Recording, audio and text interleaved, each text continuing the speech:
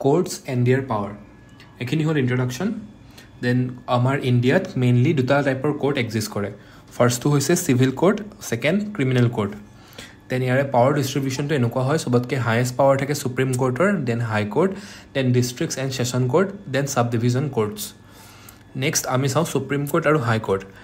Mostly Supreme Court aru High Court or bahire jiman khini courts ase gutekhinite state government main judge jonok appoint kore. Kintu Supreme Court aru High Court President of India nije appointment to die. High Court or khetrot President of India state government ba governor logot discussion korar pisot main judge jonok appointment die. Yare jurisdiction Supreme Court all over India gutekhon sai aru High Court state or gutekhini issue sai. High Court Supreme Court ekhone ase India aru High Court usually protikhon state thake. Yare kisuman exception ase like amar North East most state High Court nai aru maximum he state board amar Guwahati High Court under ahe. Next Supreme Court has full power thake teloke jikono decision dibo pare tolor court pra challenge bu teloke sabo pare sai pele eta decision dibo pare aru he decision protitu court e manibo lagibo hetu baidhotamulok. Next High Court or khetroto similar hoy tolor court bure dia jikono appeal teloke khunibo pare. Then teloke aru eta important kotha hol tolor jiman court ase kisu mane death sentence dibo pare kintu High Court or pra confirmation noha koi hetu dhora hetu legal boli dhora nohoy to High Court or hatot death sentence confirm koraru eta power thake. Next district board mainly duta type of court exist kore. Eta hoise sessions court, eta hoise magistrate court. Session court both criminal and civil cases deal kore. Aru session court or judge or eta particular title thake. Like dhorilo eta ghor hoy ba court hoy tak ami dubhagot bhag korilu efale criminal case deal hoy aru efale civil cases deal hoy. Jetia session court or judge jone criminal cases deal koribo teok ko hobo sessions judge aru jetia teo civil case bur deal koribo teok ko hobo district judge. Then power session court e jikono sentence dibo pare.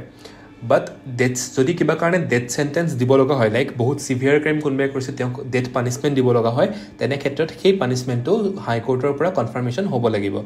Tar bahire kisuman additional session courts thake aru fast track session courts thake june court or ei system to olop boost up kore like bahut case pending thake to teloke hebur khoru khora case bur sai pele system to olop boost kore. Next appointment state government বা district government দিব but High Court লগত discuss কৰিব লাগিব বা কিছুমান তলৰ যোনবোৰ court থাকে তাৰ পৰা কোনবাই প্ৰমোশন পায়ো ইয়াৰ জাজ হিচাপে এপইন্টমেন্ট পাব পাৰে. নেক্সট আমি চাও মেজিস্ট্ৰেট কোৰ্ট.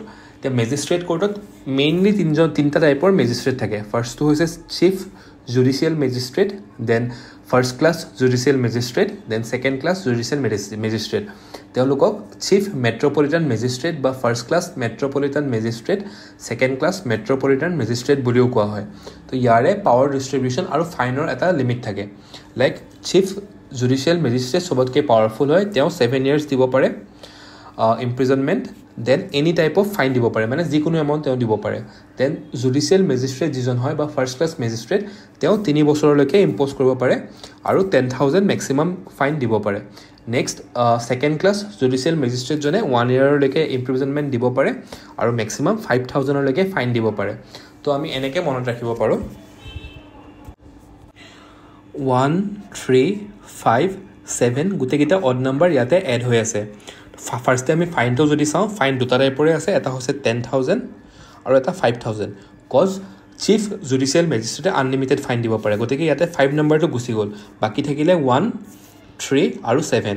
তো আমি তলৰ পৰা যদি চাওঁ 1 year, 3 year আৰু 7 year ইমপ্ৰিজনমেণ্ট দিব পৰা যায়. নেক্সট আমি চাওঁ সাব ডিভিজন কোৰ্ট. এইটো নিজে চাই ল'ব অলপ. তাৰপিছত আহিলে স্পেচিয়েলাইজ কোৰ্ট.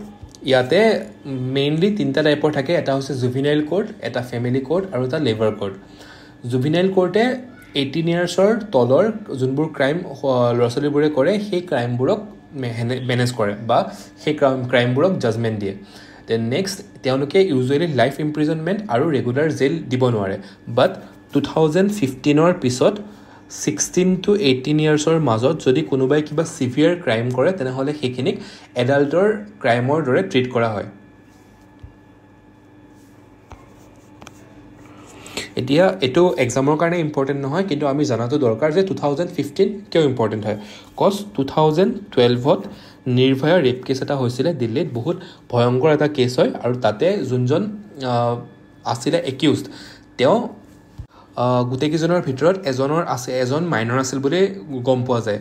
তাৰ বাহিৰে যেতিয়া এটা ছাৰ্ভে হ'ল 2012 to 2015 মাজত, আৰু আগৰ কেছবোৰ তেওঁলোকে ষ্টাডি কৰি দেখা পালে যে বহুতে এই লুপ হ'লটো বিচাৰি লয়, লাইক 16 to 18 ইয়াৰ কোনোবাই কিবা এটা ক্ৰাইম কমিট কৰিলে দেন 16 to 18 ইয়াৰ্ছৰ কোনোবা এজন পাৰ্চনৰ ওপৰত দি দিয়ে যাতে সেইজন বাচি যাব পাৰে আৰু ক্ৰাইমটো বেছি চিভিয়াৰ নহয়। তো সেইকাৰণে কোৰ্টে ডিচাইড কৰিলে যে 2015 পিছত ইভেন 16 to 18 ইয়াৰ্ছৰ যদি কোনোবা পাৰ্চনে চিৰিয়াছ ক্ৰাইম লাইক ৰেপ বা মাৰ্ডাৰ কৰে তেওঁলোকে এডাল্টৰ নিচিনাই পানিছমেণ্ট পাব। নেক্সট আহে ফেমিলি কোৰ্ট, আমাৰ মেৰেজ বা ফেমিলি ডিছপিউটছবোৰ তেওঁলোকে ইউজুৱেলি ডিল কৰে। দেন আহিলে লেবাৰ কোৰ্ট, এতিয়া লেবাৰৰ ক্ষেত্ৰত কোনোবাই যদি পে'মেণ্ট পোৱা নাই বা কম পে'মেণ্ট পাইছে বা যিখিনি সময়ত তেওঁলোকে পে'মেণ্ট পাব লাগিছিলে সেইটো ডিলে হৈ আছে, তেনে ক্ষেত্ৰত পাৰ্চনজনে লেবাৰ কোৰ্টৰ ওচৰত যাব পাৰে। তো থিয়ৰিটিকেলি এইখিনি চাব পাৰে এবাৰ ষ্টাডি কৰি পেলাই, নহ'লে বুকছৰ পৰা, আৰু স্পেচিয়েলি যিহেতু অগণতন্ত্ৰ হয় কলেজৰ টিচাৰ্ছে পঢ়োৱা বস্তুখিনি ষ্ট্ৰিক্টলি ফ'ল' কৰাটো বেটাৰ হ'ব। এইটোৱে আছিলে কোৰ্ট ছিষ্টেম অফ ইণ্ডিয়া।